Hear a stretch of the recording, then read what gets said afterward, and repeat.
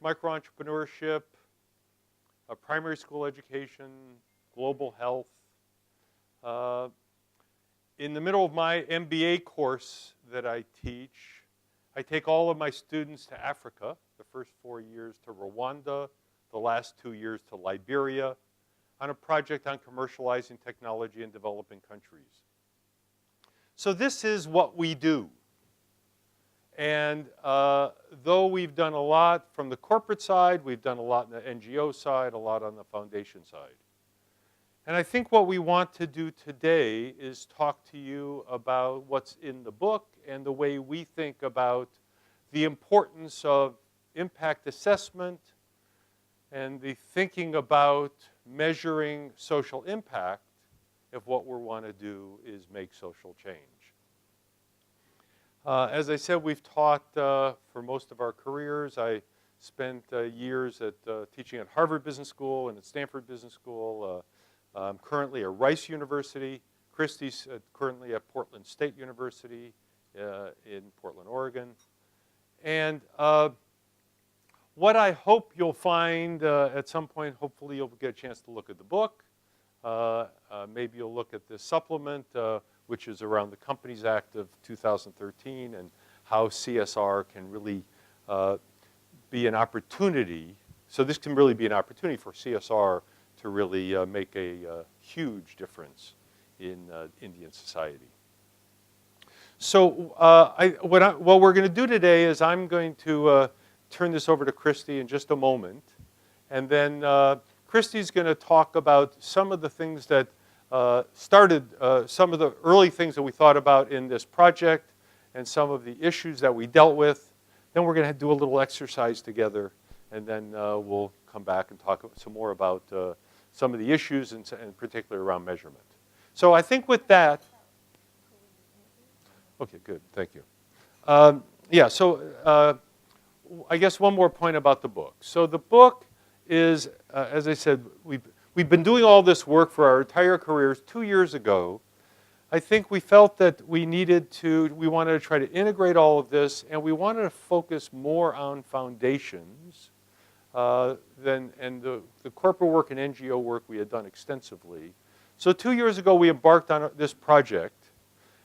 During this time, we spent a lot of time in the US with the largest foundations and the smallest foundations, high net worth individuals, NGOs, Gates Foundation, Rockefeller, Hewlett, Gordon and Betty Moore Foundation, those are the Intel folks, et cetera. We're in the UK, Children's Investment Fund Foundation, many others, organizations involved in impact assessment, impact investors, a whole host of organizations. And we came to India, and as has been said, we talked with a lot of organizations here.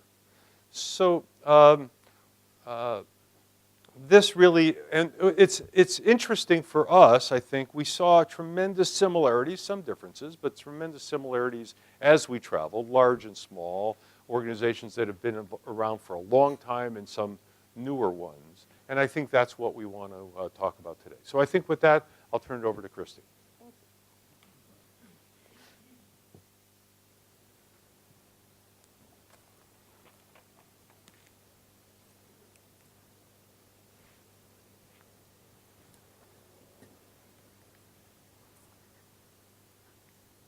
Okay, let me start off and talk just a little bit about what we were thinking when we started to work on this book project.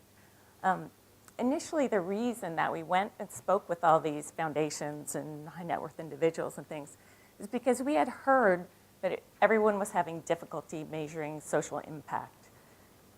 NGOs were having difficulty, foundations were having difficulty. Mark and I had spent a lot of time measuring environmental impact and sustainability, and we're accountants at heart. We're accounting professors, and so accountants measure stuff. So we measure things in businesses like goodwill or contingent liabilities and amortization, things that aren't by the time you see them on a financial statement, they look like real numbers, but really it's a messy process getting those measures. So we wanted to see how it would work in social impact. And what we started out doing is we went to the foundations that were known for being excellent at measuring impact. So we asked foundations who their peers were that, that were the best. But every time we went to one of those foundations, they said, we don't really know how to do it. We don't really know how to do it. They would point us to someone else, and they would say, we don't really know how to do it. The fact is, there are many people that are doing a really good job of impact assessment. And we realize, it's not just about the tools. We're statisticians. We've done controlled experiments. And so, we thought we were going to be focusing really on measurement tools. But that wasn't the issue. Really, it was a much broader issue. So in our book, we ended up creating a cycle. And this is kind of an overview of the book and an overview of the presentation today. So first we wanted to start out and talk about what will you invest? What do you have to invest beyond cash? And what do you expect back from that investment? That was the first step to think through, both for foundations and NGOs. Then what problem are you planning to address? Which cause? And in part, why you think that you're the one to address that cause. Then what steps will you take? Which activities and which results are you expecting? Finally, we would talk about measuring success. Once you've nailed all this down, then it's time to think about measurement. And then finally, how you can increase it once you have some success. So we start out at the very beginning with asking organizations why they're involved in philanthropy or why they're involved in corporate social responsibility. And we get many answers here. Of course, we're all trying to get social impact. And we saw the video of the little girl. We all care about that piece. But there are many other reasons to get involved. For corporations, sometimes it's reputation. They want to make sure that they keep their good image. Sometimes it's giving back. So many people have told us, I've earned a lot of money. I've been very successful. I want to help others. Some are in it for relationships. Your attorney or accountant asks you to give to a cause, and so you're friends, and you want to keep those relationships, so you do that. Sometimes it's for the knowledge.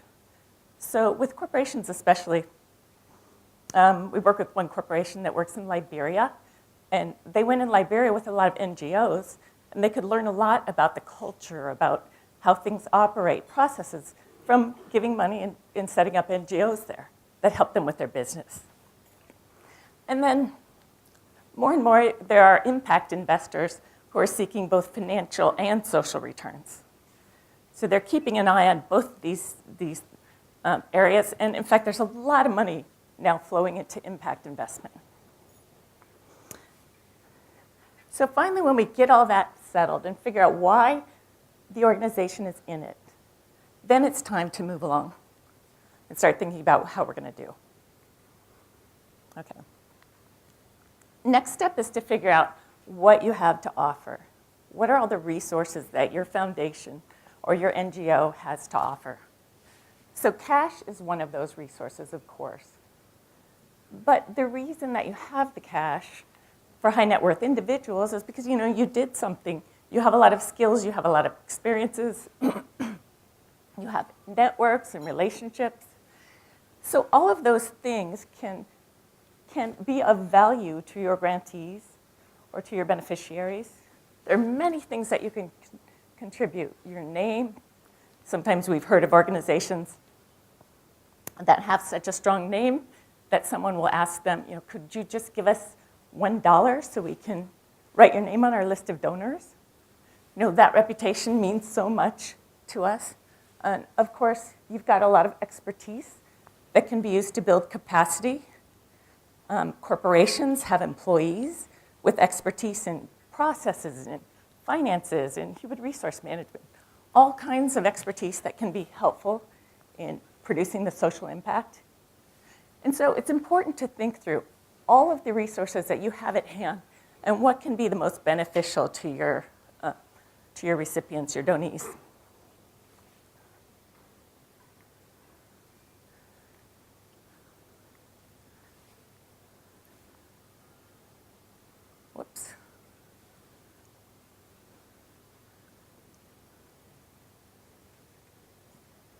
Thank you.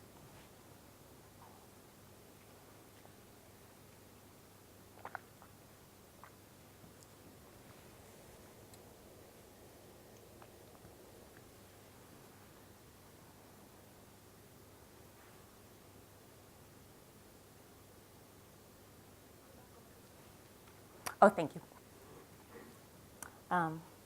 All right, so once you're thinking about, once you've got your assets all figured out and what you're going to do, you want to think also about where you're making an impact. Because we tend to think, if we're in a nonprofit or a foundation, we tend to think that the services and products that we're offering or the things that we're doing for our beneficiaries, the mosquito nets we're providing, or whatever it is our main and only source of impact. But really, there are so many other things that are creating an impact. First, those things might have second-order consequences. So we spray for mosquitoes, and we reduce malaria, but those toxins go downstream, and they affect someone's crops. We need to make sure that we understand the ongoing consequences of our actions.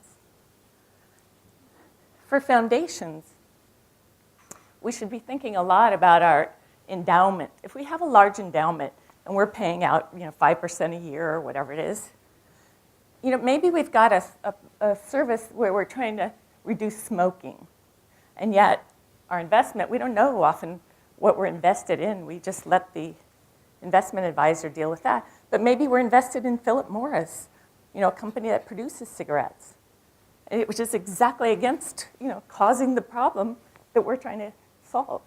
And so we really need to think more about what we're going to do with those investments and the kind of impact those investments are creating. And then finally, operations. When we work with corporations, they focus a lot on their operations. Who they hire, do they have fair labor? Is the supply chain effective? What are our environmental waste and other results? But NGOs and foundations tend to ignore this piece. And all of these pieces are important in identifying the full impact that you're making.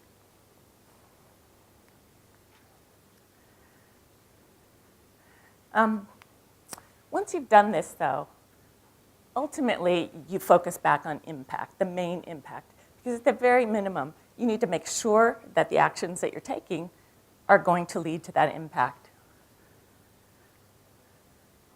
So I'm going to hand it over to Mark to talk about the logic model, and then we'll do an exercise about impact measurement. Thanks, Christy. Uh-huh. So most of you know logic models. Most of you have done logic models. But I just want to take 1 minute and just talk about it, and then talk about some of the experiences we have as we've spent time with organizations around logic models. Think about an organization called Kaboom. Kaboom is a wonderful organization based in the US. It's an NGO that mission is around building safe playgrounds or renovating safe playgrounds so children can play. I wrote a Harvard Business School case on them 6 or 7 years ago. Great organization. But let's think through their logic model. When I first started talking to them, I said, what are you trying to do? He says, well, we believe that safe playgrounds are important. We need them for children.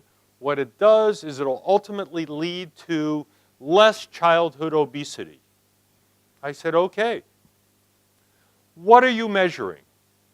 We're measuring the number of playgrounds built. Really? Is that really the measure of the impact? What do we mean by what we're trying to do is we're trying to get healthier children and communities. Those are the impacts. We unravel this the way I think about it, and we get to outcomes. And so this is a process, right? Inputs, processes, outputs, outcomes, impacts. The impacts is the effect on society. The outcomes are the impact or the effect on the client, what you did. If you measure playgrounds completed, you're measuring outputs. What do? They have capital and volunteers. They build playgrounds. Playgrounds are completed. So I can tell you what we're measuring here, right? We can measure the resources or constraints. We've built 100, or we're building 100 playgrounds. Some playgrounds are completed. But what I need to know to get to impacts are people playing on those playgrounds? Do we have more kids playing there now than they were before? Are they safer than they were before? Are there less accidents? Is there less crime? It could be that we build safer playgrounds, and all it does is it's a place for people to hang out, do drugs. It's not necessarily so that just because you built playgrounds that we're going to lead to less childhood obesity. And this causal linkage model, this logic model, it's critical. And these arrows are critical to know whether indeed you're achieving social impact. What we see all the time are organizations that say they want to achieve something, and as you look back at their logic, it's not there. I should be able to look at your logic model and see the flow. It should make sense to me that this leads to this and this will lead to this. And too often, I get to organizations and I talk with them, and as we start discussing it, they realize that there's lots of gaps. And that's really, for me, one of the really critical variables in doing impact assessment. I can measure things. I spent my career measuring things. I can measure this if what you do is you know what it is you want to measure. Too often, organizations don't know that. Another organization that I spent time with, I wrote also a Harvard Business School case, it's called Opportunity International. It's a large microfinance organization, operates in about 30 countries. It's a faith-based organization, Christian organization. And I had the opportunity of writing the case, and then I had the opportunity of teaching this case to their board. Wonderful, wonderful experience. Opportunity International wants to do, their three pillars are social, economic, and spiritual improvement. Okay. Let's look at spiritual. I spent time with the board and I said, okay, how we want to measure spiritual? Somebody said, I don't think you can measure spiritual. Absolutely can measure spiritual. Not a problem. What do you mean by spiritual? So once you define for me what you mean by spiritual, I can measure it. For example, is it number of times I go to church? Does that mean I'm more spiritual if I increase the number of times I go to church? Somebody says, it's taking Jesus Christ as your Savior. I said, okay. I'm not disputing any of these. What I'm saying to you is that to be successful at measuring and improving impacts, you need to know what you mean by impacts.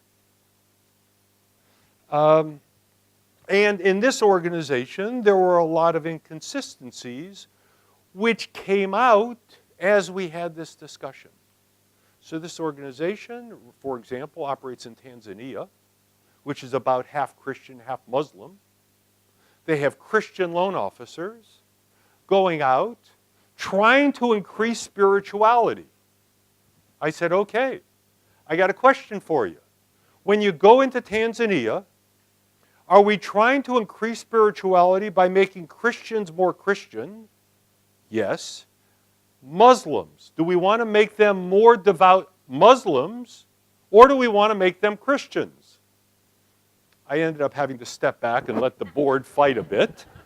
Because, again, for me as a measurer, either's fine.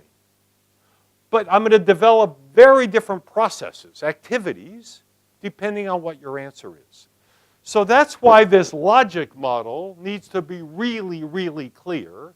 And the arrows have to be clear, and the connections have to be clear.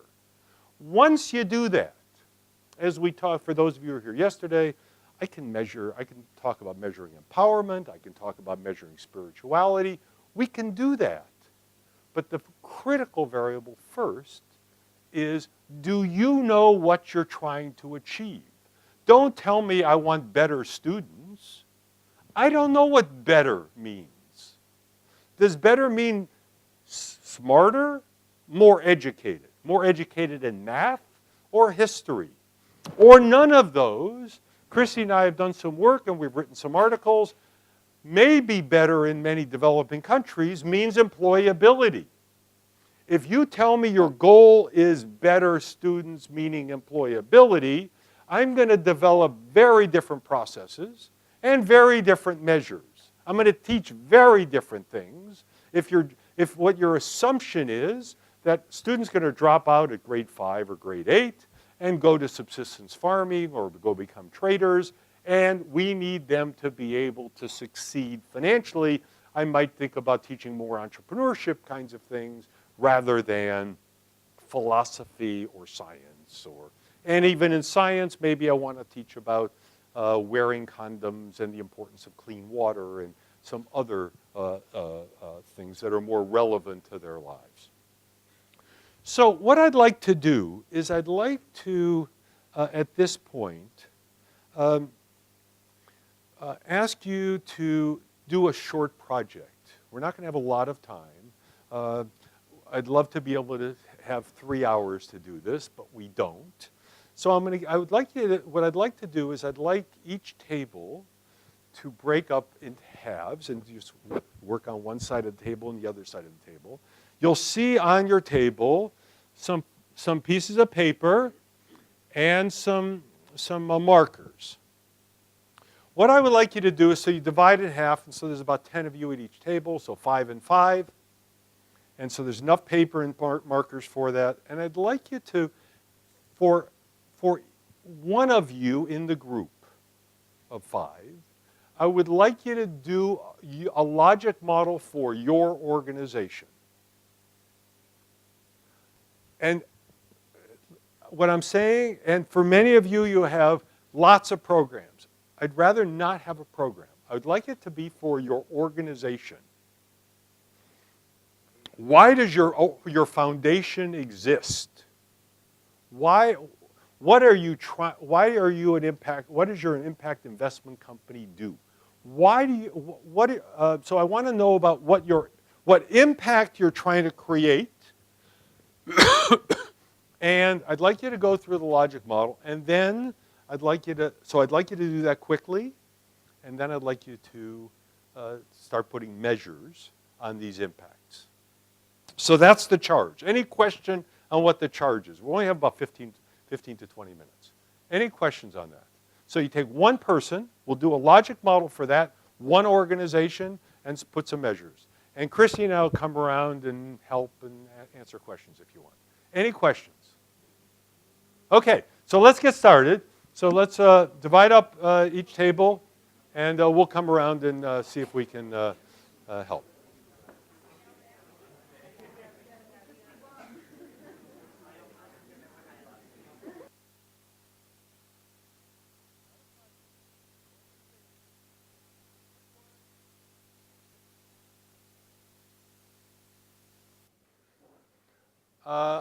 So I know all of you were probably saying we needed more time.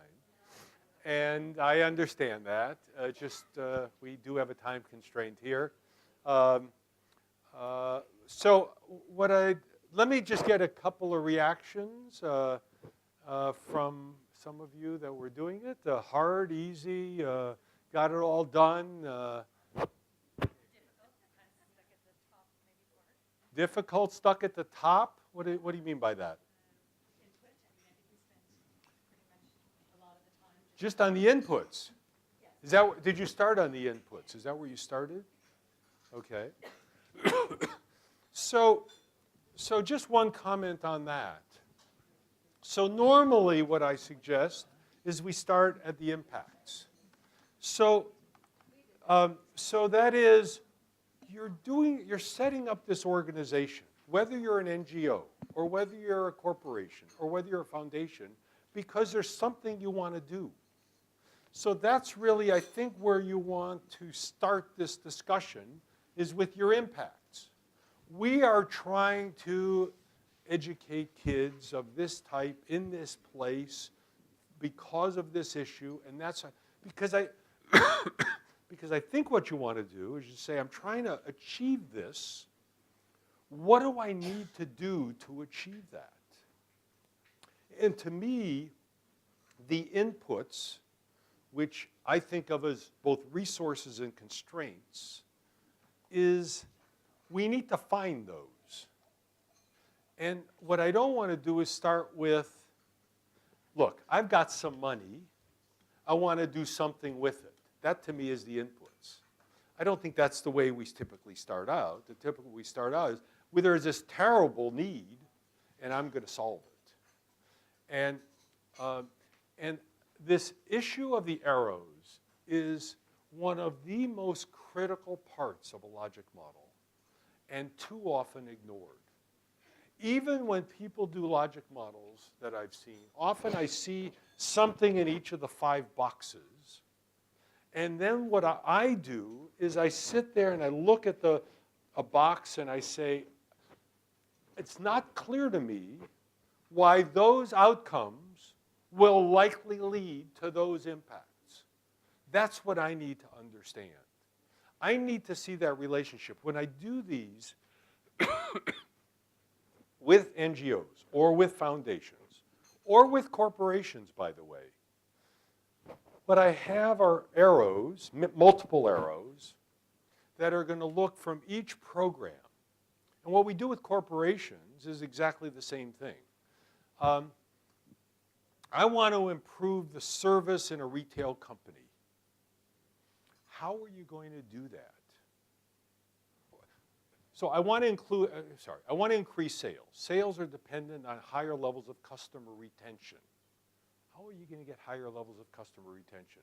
Well, the customers have to be more satisfied, and they need to tell their friends. Okay, how are we going to get them to be more satisfied? Well, I'm going to improve product quality, and I'm going to improve employee satisfaction. Okay, how are you going to improve employee satisfaction? Well, I'm going to increase their pay, I'm going to decrease their hours, I'm going to create a nicer environment, whatever it might be. But you need to go through all those specifics, and I think that's exactly what you have to do on a logic model. With a corporation, one thing easier about a corporation, a lot of things are complicated. One thing that's easier is we know what we typically want is to make more money. So it's our ultimate objective is net income. What I was trying to suggest earlier is that I think with the enterprises we're talking about here, we need to be really clear, just like we are in corporations that we want to make more money, exactly what is it that you're trying to do. Because I think unless you're really clear, and just the examples I was giving about the playgrounds or the examples I was giving about the spirituality, I think if you're clear, we can measure them. If they're not clear, then the discussion of measurement, I think, doesn't make much sense. What I need you to do is define success, however it is. This issue of, is it more spirituality from the Muslims or more spirituality for the Christians or converting the Muslims to the Christians? As a measure, that's not my decision. But you need to know. And then we develop outcomes, outputs, processes, et cetera. And then we say, okay, where am I going to get these resources? And some of those resources might be we have some money. It may be that we need to collaborate with other organizations. We need to bring in other organizations who have certain resources. And maybe that's money, and maybe it's people, and maybe it's skills. But we need to think that through. Okay, any other quick comments, reaction? Reaction from the exercise. I don't want to get to Q&A yet, but any other reactions to the exercise? Yeah, Mark. Yeah. I think for us, it was wonderful because we are essentially an organization that looks to create a culture of volunteering in the country to impact under-resourced communities. So we've been, struggling with this impact or two goals that we've had, and I think the discussion that we've had here in our group, once we started, becoming more specific, I think it became very clear what we want to achieve and what we want to measure as an impact. So those indicators came out clearly, and we were able to, define clearly what are our processes, and we are not really measuring processes so much, but the end outcome and the impact that we are looking to do. So it's been good for us, and I think we've learned a lot in the process. Great. Yeah. And thank you. And I think what it does is it helps on the measurement side, just as you've articulated.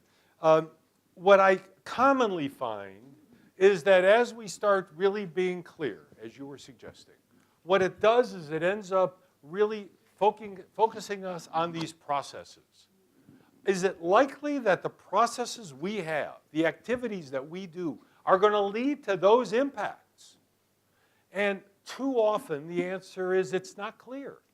Those processes might lead to other impacts. A logic model needs to be based on logic. That is, I need to be able to look at your logic model and say, I get it. I understand what they're doing, and it makes sense. It makes sense if you do these things, you're going to achieve these outputs. It's got to be based on logic or empirical evidence or both. So some things may not be a logic. It may not be based on logic but empirical evidence. So for example, polio. We have lots of evidence that if we give people a polio vaccine, they're not going to get polio. So I don't need you, if you're going to go into another village, to prove a logic to me. Because I have millions of pieces of evidence that polio vaccines eliminate polio, reduce the likelihood of polio. So if that's what you're going to do, I don't need any big logic. I have the empirical evidence. But if I don't have good empirical evidence, you better have a good logic that I can follow as an outsider that makes sense to me. Last comment, I think there was somebody up here. I think you had a comment? Yeah, given only 20 minutes, yeah. we tried to do what you said, start with impact. What you do, we would have never gotten off that. We would have gone to the rest. The key is to start somewhere. Start to write it down, and then the illogic or mislogic starts to appear. Can everybody hear?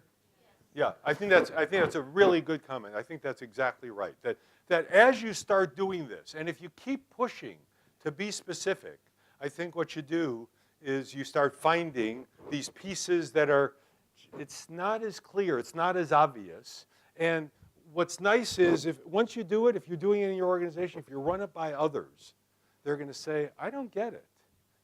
And when that happens, you're sitting with some smart people and they say, I don't get it. My guess is, it could be you didn't explain it well, but it also could be that the logic isn't as clear as it needs to be. Okay, so this has been great. I'm glad you found this useful. I expect some of you will go back and work on this some more. Christy and I are going to be around all day if you want to catch us, and we can absolutely happy to talk further about these things with you. What I'd like to do is I'm going to turn it back to Christy. She's going to talk a bit more about the kinds of things in our book and some of the things we found, and then we'll come and we'll talk a bit further. Christy?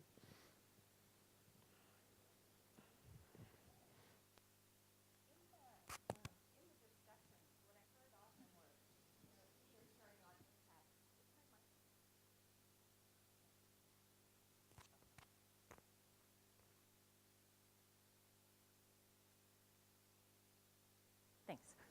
So either starting on impacts or starting on inputs. And those are usually the two things that you have or that you know about when you're starting your organization.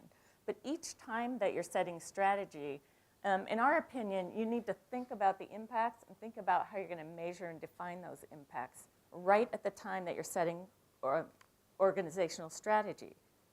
Because if you wait until after the fact, I mean, many times we wait and then impact assessment is sort of something that comes afterwards, and it really wasn't part of what drove our strategy. And there's really, I mean, to me, there's not much point in doing it. It's over, you know, and it's not going to tell us much that would allow us to improve during the process.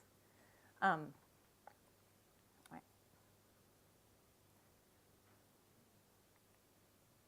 Okay. So we want to think then about why are we going to measure in the first place. So we can measure for accountability over here on the right.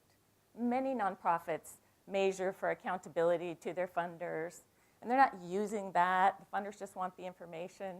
Sometimes we found that the funders aren't using the information either.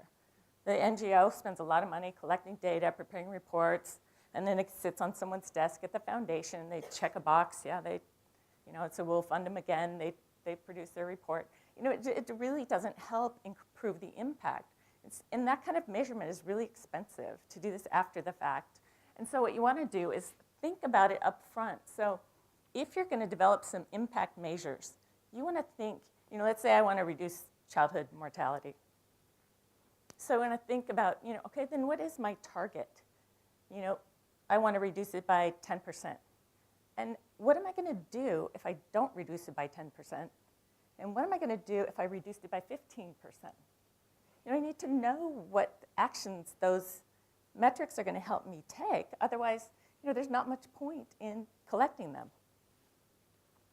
Okay, so we want to do it for learning all the way through, understanding our performance as we go. So we'll measure the inputs and we'll measure the processes all the way through so that we can make course corrections as we go. And we want to design that in up front as well. Our design and evaluation should be made right up front during the strategy process. Okay? And then ideally we'll want to guide action.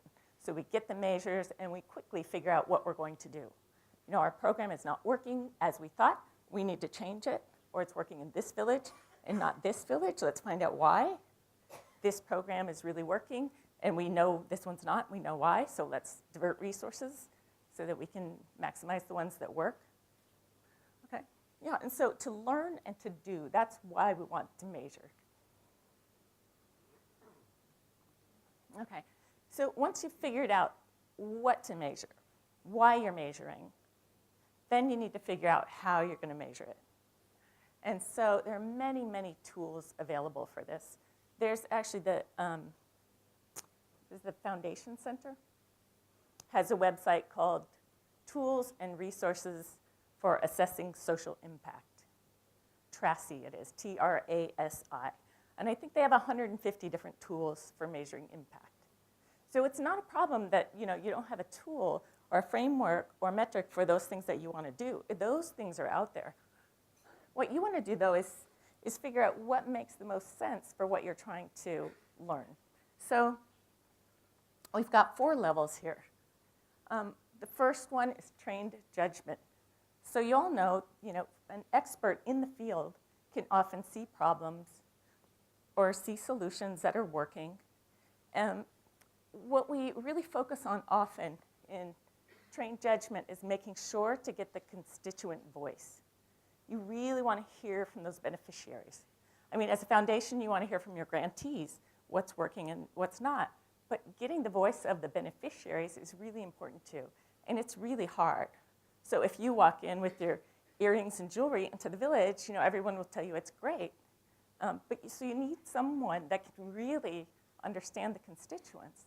Otherwise, what's the point of what you're doing?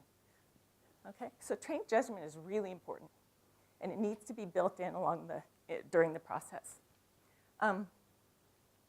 Then there's qualitative research, and the difference between qualitative and quantitative research isn't just that one's numeric and one we're analyzing what people said or text or behaviors and things like that.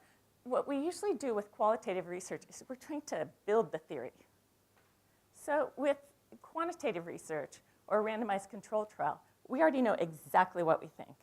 We know exactly what that relationship would look like. We know exactly how much mortality should go up or down. But many of us are not there in the social sector. It's not possible to do a controlled trial unless there's one specific thing that you're going to be manipulating, and nothing else will change. So qualitative research is often where to start, because that will help you develop your theory. So you can talk to people and try to figure out, are we right? Is our logic model right? Should this work, and why should it work? And then we can identify what are the variables, what are the levers that are going to make it work or not. And ultimately, once we get all that sorted out, then maybe we can do quantitative research. So, so everyone talks about RCT as being the gold standard. So controlled trials as being the gold standard. And we've done those things, and we've seen all the how messy statistical analysis is. But in some cases, those are really valuable. But in all cases, it's really useful to use that mode of thinking to think about your programs. So you always need a baseline. It's really critical to have a baseline at the beginning. Otherwise, you'll never know. So you invest a lot of time and energy in trying to measure those impacts that you want, but measure them before the fact. Then when you measure at the end, you can see what changed during your program. But the other important thing is to have a control group, if at all possible, because you'll have these two groups. So you do a baseline. You find a group that you're going to impact, and you find a group that you're not. And you try to make them as similar as possible. If you're doing an RCT, then you randomly decide which one's going to get the treatment and which one's not. But either way, you have these two groups. Then at the end of the period, you can see, did my intervention make a difference? Where are these two groups now? If they were the same at the beginning, and we can't figure out anything besides our intervention that would have made them change, then we can really attribute some of that growth, that improvement, to our intervention. And we can do that with or without, controlled experimentation.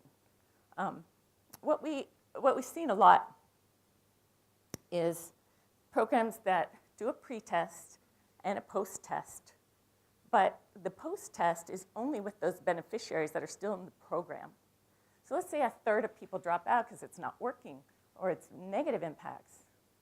So, of course, the ones that stay in are going to have probably more benefit than the ones that dropped out. So saying that we were responsible for all that benefit, it's just not true. Now, it's very hard to find those dropouts, very hard to track them down. But we can sometimes find them and do exit interviews at the time they're leaving and try to figure out what's really going wrong. That's really difficult. If that's happening, then a controlled experiment is going to be very difficult, because you will have to get every single one of your control group who really doesn't have much incentive to help you because they didn't get the treatment, and every one of the ones that dropped out.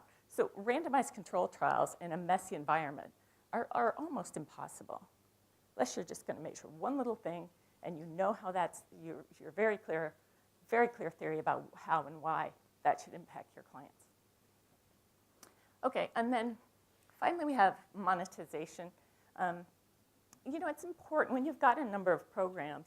It's often pretty important to try to figure out where you're getting the most bang for your buck. You're putting a lot of resources in, and what's happening with your child mortality program versus your infant mortality program. Which one is giving you the most benefits for that amount of cost? And so one way people have dealt with that problem is to try to monetize those benefits. How much is a baby's life worth? How much is an extra year of health worth? Try to put it in dollar form. These are, of course, very rough estimates, but in some areas in health, for example, there are some well-known metrics for doing that. So you can get some sense. It's never going to be perfect, of course. And then you can see, where is my dollar creating the biggest dollars for these communities. So, monetization is also for a narrow range of sort of programs. But really, you often want to do all three of these things. You want trained judgment all the time.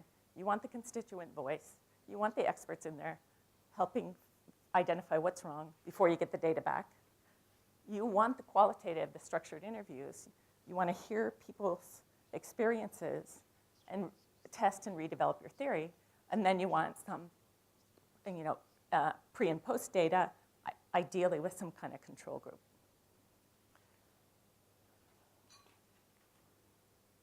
Okay, so only once you've done all those things. So you prepare the foundation like what you were doing here. What is it we want? What metrics would make sense? We decide how we're going to use those. What action will we take if this numbers come out this way? What actions will we take if they don't?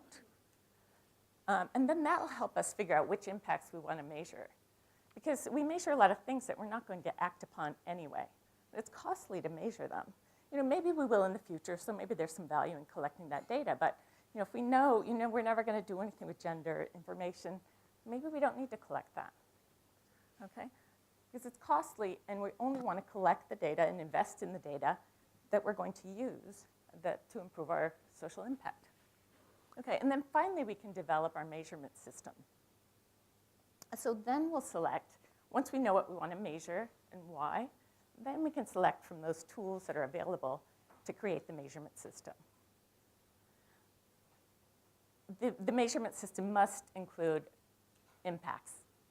The impacts can be, they always include outputs. They must include some kind of impacts. And whether those are clear quantitative data or whether those are people's impressions, how sick do you feel today? Are you happy, medium, or sad? Whatever you're doing, you need to try to estimate it. And instead of just saying, well, it's too complicated, it's too difficult, or estimate an intermediate step for impact. Okay, and then finally, once you get your system perfectly working and everything runs smoothly and you're creating impact and you've got your processes in place and you know your program works, then it's time to grow.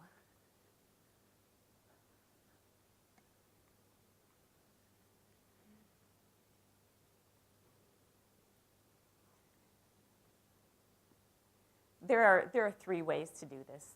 So one is through innovation. So in your organization, you know things are working, and then you experiment and try to make it better. Can we go to a new region? Can we use a different strategy for reaching these people? Can we improve our processes? Can we put in new technologies? All the things that we can do to innovate and make our programs better. In a corporate world, if you have one company that's got a good model that's working and making a profit, then quickly other companies will come copy it.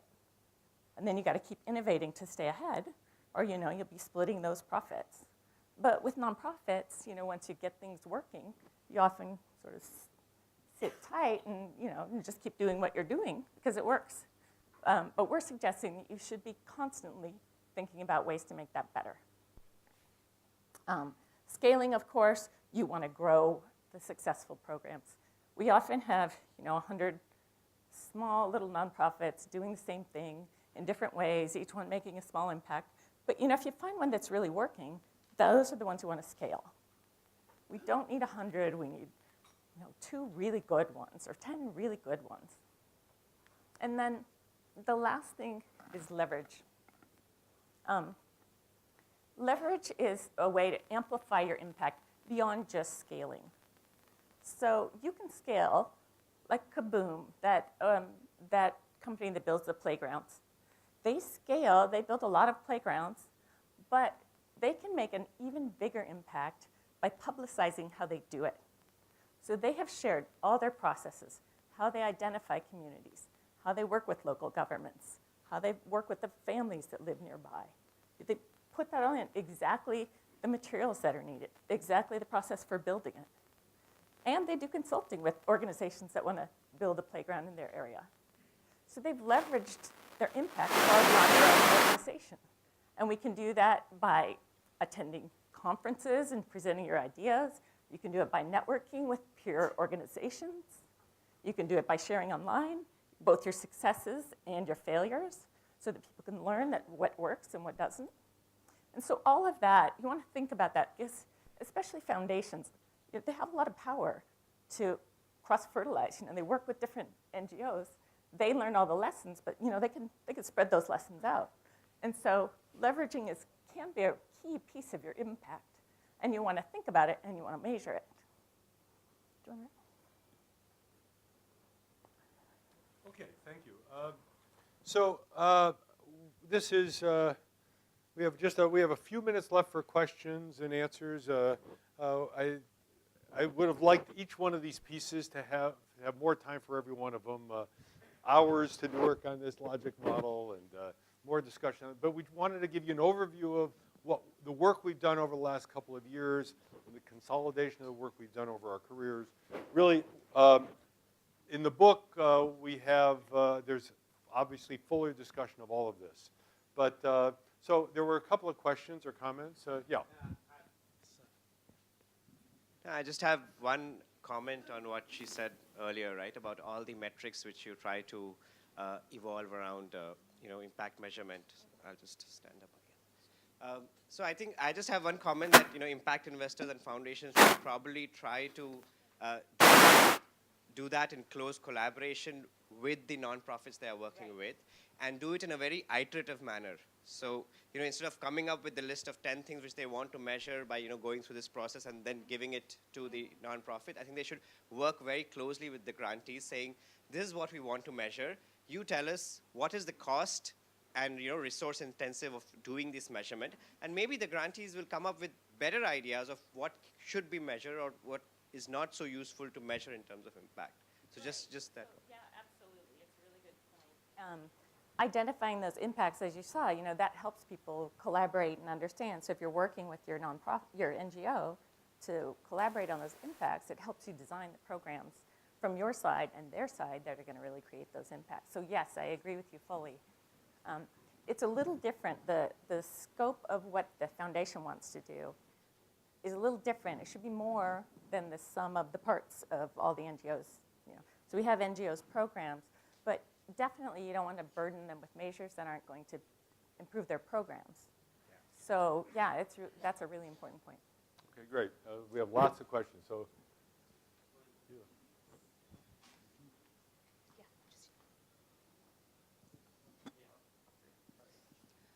My name is Belinda. I work with Christian Aid. Logical model, I just wanted to bring another perspective. It comes from the root, or the history of it is coming from the the US military, in moving things, the logistics complex. But social development is such a complex process. The logical model, I liked your second slide because that is one definitely helpful way of looking at things, but it's very complex. For example, when you work on discrimination, when you look at corporates, you have resources, intelligence, knowledge, and everything, you can buy it. But still, we don't have corporate boardrooms having 50% of women. So therefore, when you look at working with communities, it is a slow process, it is a long process. Therefore, we need to triangulate the logical model with many other measures. So that is something I wanted to share with you. Secondly, scaling. I wanted to mention, sometimes in a very last village, because NGOs cover the last mile, benefit they give it to the community. Sometimes their capabilities only work in 10 villages and bringing hope to those 10 villages. And I think maybe it's about going deeper, probably scale not in terms of numbers, but it's so meaningful that they work in the 10 villages where there is no government, where there is no program, and the benefits of the large programs of the government do not reach them. One quick last point about social exclusion. In India, if you look at groups are systematically excluded based on their identity. So when you have a big program with a logical model, it may sound very good on paper, but when you go to a Dalit community or an Adivasi community, where you need to have a different kind of an approach to work with those communities because of the complexities, and you need to have those group-specific strategies and measures. Just that I wanted to mention now. Thank you. Thank you. So I want to just before, make one quick comment, because I do want to leave time for other comments and questions. So I appreciate your comments. I guess their only response, I guess, is that what I'm emphasizing in part is that we need to be clear about what we're trying to do. And so I acknowledge that some systems, some societies, some environments are more complicated than others, and there's more variables coming in. But in any one of these, we still need to be clear about what we're trying to do. And some have a higher likelihood of success, which is also okay. Some are riskier. That's also okay. That's what we find in innovation. But at least we ought to try to define what it is we're trying to do and know that the activities we're engaging in, we think are likely to lead to that outcome, impact. Okay, right here. Yeah. Hello. Is this working? Hello? Yep. My name's Ross. I work for an NGO called Shelter Associates. We collect a lot of data before our interventions, which tend to be housing or sanitation projects. And that data includes socioeconomic surveying. One thing that's come out recently is when we've gone back to cross-check the data, we found that the person who lived in that house while the survey was happening has now moved out and is gone. Now, maybe that doesn't happen so often, but I'm wondering, do you have any advice or any knowledge of what to do in an environment where the baseline might be changing on maybe a lot, maybe a little, we don't know, but do you have any advice on that point? Yeah, those are really difficult challenges. What we've tried to do in experiments that we do is, randomize enough so that if something happens in one village, it's not going to mess up your study. So, the people who leave, if they're just some of them from the control group and some from the treatment groups, then it's not so bad. If everybody who's leaving is from one of your treatments, then it's really hard to figure out. And if you can track them, great. Or if you can ask the neighbors, why did they leave, you might get some information that helps. But yeah, I mean, in these kind of communities, they turn over so much. So just, you can use the data that you have, and then you can figure out if there's a systematic reason why they're leaving that'll affect your, sorry, I'm getting the timeout here. Anyway, that'll affect your project, then you need to look into those more.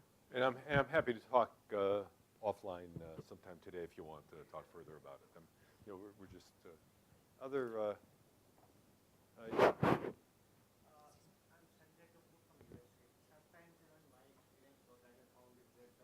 So when you sort of talk with the organizations about the logic model, the so what question is not fully answered. That does these outputs lead to the outcomes, and does these outcomes lead to the impact? For example, we were talking about reducing maternal and infant mortality on our this thing, and the lady from Mama was talking about giving messages to mothers. Now, even though we very nicely put it in the squares that okay, one will lead to the another, but does it mean that just giving messages to the mother would lead to reduction in maternal mortality? There are so many other factors which need to be done to sort of make that happen. Now, how do we sort of account for that? Can you sort of make some comments? So for me, this is a critical process in the development of social programs. I think, so this book about social impacts is really, for me, this is similar to the work when I think about corporations, and I think not only about their corporate social responsibility programs, but when I think about them developing a new facility in another country. I want to understand all of the impacts.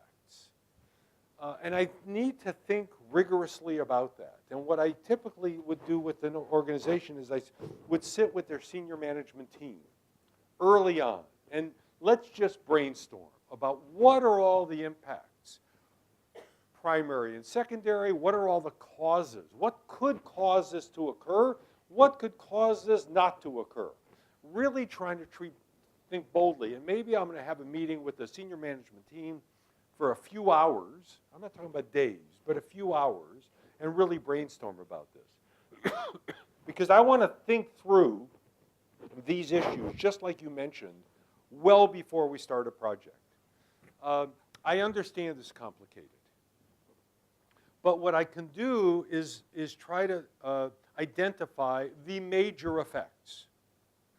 The major... We're getting a timeout signal. 1 minute. Sorry. I can't tell. One more minute. I know impacts. I don't understand time. So I think what you want to do is try to identify, think about all of those impacts, including the minor ones. And then you have to decide which ones are we going to integrate into this model, and which ones are we going to say, yeah, that could occur, but I can't worry about everything. So I think you end up forcing yourself to pick the major ones. And again, whether that's a USAID project or a corporate project or anything else. But you need to be cognizant of what those things are. And you need to be cognizant of the likely intended and unintended consequences. Some people that are going to be affected that were not part of this program at all, but do get affected anyhow. But again, I think Christy and I are happy to talk about these things offline if you want. So I'm told I'm already out of time. So that, pardon? Oh, Oh, I thought that it was a timing. oh, it was. It said 2 minutes. Oh. Okay. So I have one more. Okay. Okay. Pardon?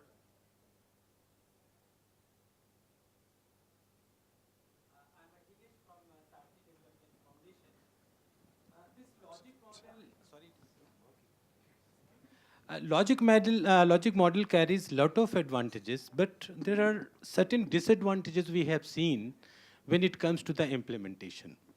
See, there are so many things which cannot be decided before initiating the implementation. And when the implementation starts, it restricts the innovations and thinking. I'll just finish with one thing. One logic model we have been trying to revise for last 1 year, but we have yet not been able to revise simply because our donor agency says that this is the part of agreement and so many things, so you can't change it. So that's a major problem in implementation. So I'm not sure I can address contractual issues that one might have, but I can't, for me, whether I'm with a corporation, I'm with an NGO, a foundation, impact investors, I want to know what you're trying to do, and I want you to be clear about that. Now, that doesn't mean it's never going to change. And presumably, you're going to learn some things during this project that are going to cause some adjustments. But let's start off being clear about what we are trying to do and what we think will lead to success. If we don't have that, I think we're in trouble right from the beginning. So I'd like to have this thing articulated, which says, here's what I think will work. Here's why I think it'll work. And then if during the process I see this process doesn't seem to be leading to that output, I need to make an adjustment. Now again, I'm not going to deal with your contractual issues. But other than that, I think you make adjustments. But I think it's absolutely critical that you start off saying, what is it that I want to do? And how would I know if I succeeded? So how would I identify success? And how would I measure success? And so that's what I say to corporations too. I need to know how I know whether it's working. And Christy made the point about targets. What I force organizations I work with, students I work with, don't just tell me I want the world to be a better place. I'm looking for a 4% increase in education of 7-year-olds in my community. I want to be really specific. And so at the end of the period, I say, yes, you succeeded in achieving that, or you didn't. I'm being told again I'm out of time. So thank you very, very much. I appreciate it.